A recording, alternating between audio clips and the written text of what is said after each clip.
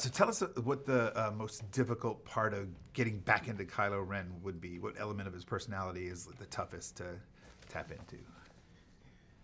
The costume, I would probably say. And where do we find Kylo Ren when the film opens?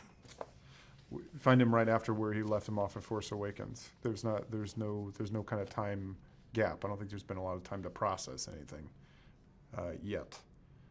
What is it like having to work with the mask? You work with the mask and you don't work with the mask. Is it challenging? I mean, yeah, it's challenging. Like sometimes you can't see, but it's really. I think it's a beautiful mask. I like it both wearing it and not wearing it. You know, I don't know. It's hard to say. The theme of it, of people who are hiding, behind masks. I remember for the original one wasn't like it was part of the Star Wars world that we didn't want to take for granted that people just wear masks for no reason. So we tried to, at least even for myself, try to figure out why he was hiding or why he needed it. And what's the relationship between you and General Hux in this film, Kylo? Well, kind of similar to where they are in The Force Awakens, where it seems more. Maybe it's, competitive, I'd say that's the best way to answer that. And the physical preparation for this film, more intense, same? Similar in some ways and different in others. It's like the first one, I feel like the vocabulary of the fighting style that we were kind of going with we were coming at totally fresh.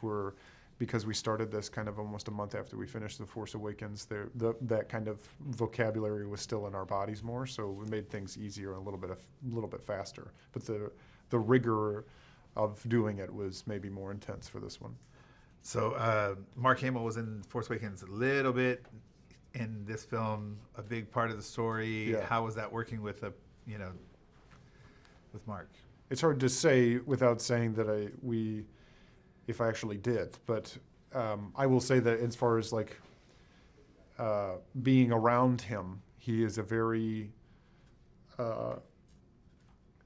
charismatic, generous person who is not closed off at all. It could very easily be, I've kind of done this before, and I know how it goes, so I'm just going to but he, as you kind of hope people like him are in that position, couldn't be more generous, couldn't be more available to kind of talk about it. He's an amazing guy, I think. And so, Force Awakens, you were part of the newbies, the new cast. Now we have newer cast members. How was the balance between the legacy cast and your cast from last film, and then the new cast? Great. There's no hierarchy on set, and that comes from leadership down, which starts with Ryan and Kathy, and there's no we've been this before. We know what we're doing because nobody does. Even if you ask Mark probably about it, I'm sure he would say the same answer that he's done.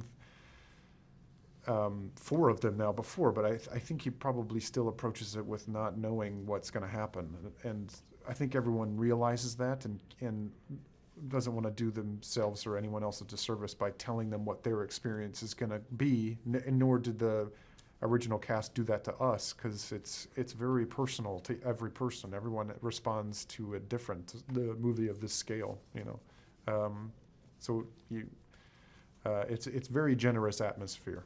And Mark did say the same thing pretty much, because I've already asked him that Did question. he? Yeah, he was very I get my pages just like everybody else gets my pages. So, Right. So you're dead on there. The practical sets for this were supposedly real impressive and massive and more detailed than we've ever seen in any other Star Wars film.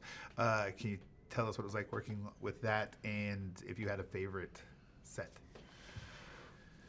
No, I didn't have a favorite set, but I will say that this time I had more time to enjoy the sets. I think with the first one, it was more terror or denying that there's a Millennium Falcon. You're like, oh, okay, put it out of your mind and just focus on the story. But this one, because I had a better sense of what the world was, I think I had more time on set to sit back and enjoy how the scale of them. And the audience, when this is my final question, when the audience sees the film and is experiencing it, what do you think they're going to walk out from? What do they take away? Again, I think that's a very personal thing. What is great about this movie is that it's able to balance so many different stories that are not still just plot devices or two-dimensional. Everyone is a three-dimensional person, I think, and it doesn't sacrifice. Ryan just knows what you kind of hope directors know who are working on movies this size, that no one will care about any kind of explosion or ship or animal if there's no humanity behind it. And if anything, I think obviously it lends itself to the story, and the more you vested are in the people, the stakes are obviously higher.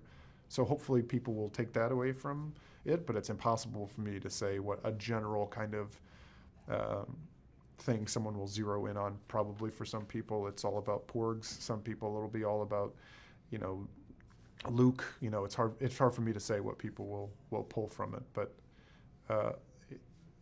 if anything, it'll hopefully feel as real as possible.